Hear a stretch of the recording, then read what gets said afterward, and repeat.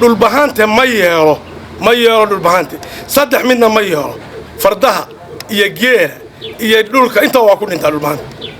waxaan kaloo sheegayaa kulankan oo ay soo qaban qaabiyeen qaar ka mid ah odayaasha iyo waxgaradka magaalada Laascaanood ayaa waxay kaga hadlayeen deegaamada ay ka wadaan maamulka Puntland qayb ka mid ah bariga gobolka Sool waxayna sheegeen in aysan ka dulqaadan doonin dhulbaraasiga ay ka wadaan gobolka Sool waxayna baaq u direen siyaasiyiinta u dhalatay gobolada Sool Sanaag iyo Cayn ee xiriirka ka haya maamulka Puntland waxayna sheegeen in shacabka deegaanadan ay ka dulqaadan doonin cid kasta oo dhulbaraasi ka wada gobolada Sool Sanaag iyo Cayn waxaanu ka hadlaynaa sheekada buura wada loo soo noqnoqonaysa ama sajiidaha dhulbahante leeyahay anuu ka hadli maayo niman baa waxay ka hadlayeen anagoo Soomaaliland ka hadli maayo waxaan ka hadlayaa anigoo dhulbahanta waxaan ka hadlayaa anigoo dalkayga aan taaka ka ogolay inta le waxaan ka hadlayaa anigoo ku dagaalamayo oo dhiig ku daadinaya haddii laga bixi waayo waxaan u sheegayaa dhulbahante ma yeelo dhulbahante saddex midna ma yeelo fardaha iyo geela iyo dhulka inta waa ku dhintaa dhulbahante waxaan kaloo sheegayaa Soomaaliland tan hadlayso leh annagoo Soomaaliland xadka soo xidhna waxba ha noo soo xidhnay idinku noo jooga annagoo hartiya baan ku dagaalamaynaa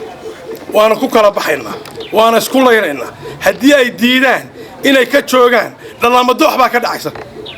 waxaan kaloo sheegayaa ciidamada ku jira Puntland ee dhulbahante ee meel walba jooga ee galgala fadhiya ee fadhiya gaalkacayo si degdega inay uga soo baxaan nin kale oo dhulbahanta lagu maari karo meel Puntland joogto والسلام عليكم ورحمة الله وبركاته ماشي اللي يوضحين يوعدا annaga leh kama ogorin in dhisma laga dhiso kama ogorin in control la dhigo dadaan lahayn ay ku shaqeystaan waxaan u sheegaynaa sida uu sheegay ciidamada Puntland jooga isimada wasiirada kuwa sheeganaya inay degdeg uga soo baxaan Allahumma salli ala sayyidina waxaan leenahay bar hal laga daayo maanta haruub dhiman hadii la isku dhufto midka buuxa qabta hal laga daayo wax badan bay arintaas u noqoto marba meel lagu diiday hal laga daayo oo ka noqdo reer Puntland oo ka noqdo arinta hana u noqonina hadii la diido hadii waxa weeye waxa la cawaaqibkeeda la arkay assalaamu alaykum warahmatullahi wabarakatuh horta nimankan harti ma jeerteen iyo dhulbaanta horta ma jeerteen waxay ku nabad galeen xasuuqay dhulbaanta boosaasay u geysteen ilaa ku 990 ayay ku nabad galeen